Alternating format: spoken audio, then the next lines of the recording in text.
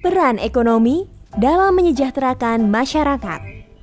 Sebagai seorang pelajar, kamu pasti memiliki berbagai macam kebutuhan, seperti bekal makanan, seragam sekolah, alat tulis, dan tempat belajar yang memadai. Semua kebutuhan tersebut dapat terpenuhi karena adanya kegiatan ekonomi yang meliputi kegiatan produksi, distribusi, dan konsumsi. Yuk kita bahas satu persatu.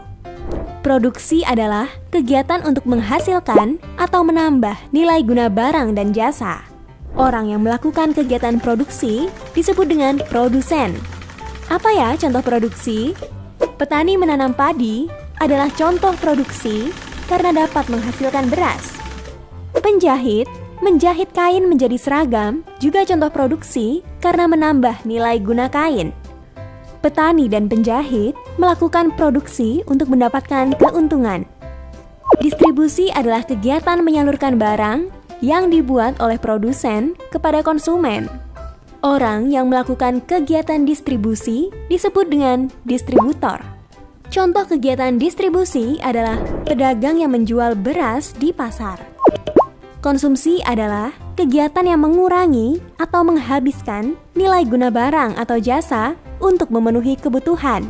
Orang yang melakukan kegiatan konsumsi disebut dengan konsumen.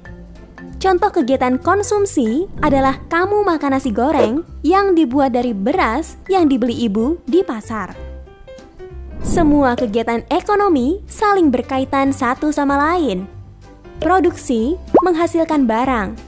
Barang tersebut kemudian didistribusikan atau disalurkan ke konsumen. Konsumen akan membeli dan menggunakan barang tersebut untuk memenuhi kebutuhan. Sedangkan produsen dan distributor akan mendapatkan keuntungan. Setelah itu, produsen akan kembali melakukan kegiatan produksi. Begitu seterusnya. Lalu, apakah semua kegiatan ekonomi tersebut saling memengaruhi?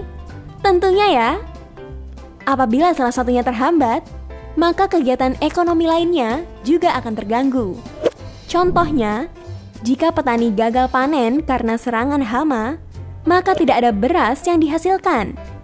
Akibatnya, masyarakat tidak bisa makan nasi.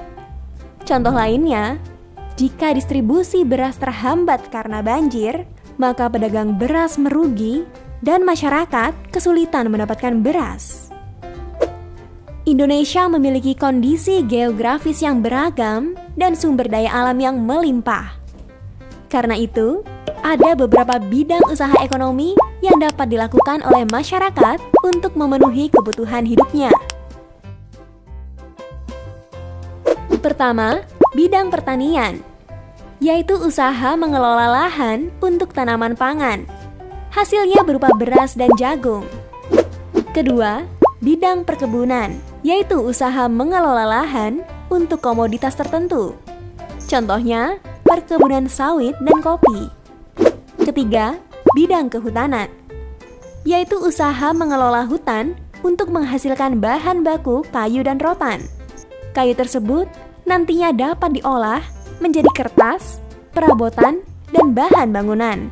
Keempat, bidang peternakan, yaitu usaha budidaya hewan seperti sapi, kambing, dan unggas. Hasilnya berupa daging, telur, atau susu. Kelima, bidang perikanan, yaitu usaha penangkapan atau budidaya hewan yang hidup di air, baik air tawar maupun air asin. Hasilnya berupa ikan lele, kakap, atau udang. Keenam, bidang industri, yaitu usaha mengelola bahan mentah menjadi barang setengah jadi atau barang jadi. Contohnya, industri kain dan industri makanan ringan. Ketujuh, bidang pertambangan, yaitu usaha mengelola mineral atau bahan yang tersimpan dalam bumi, seperti minyak bumi, gas alam, dan emas. Kedelapan, bidang jasa, yaitu usaha menawarkan pelayanan atau keahliannya. Contohnya, guru, dokter, kuli bangunan, dan tukang ojek.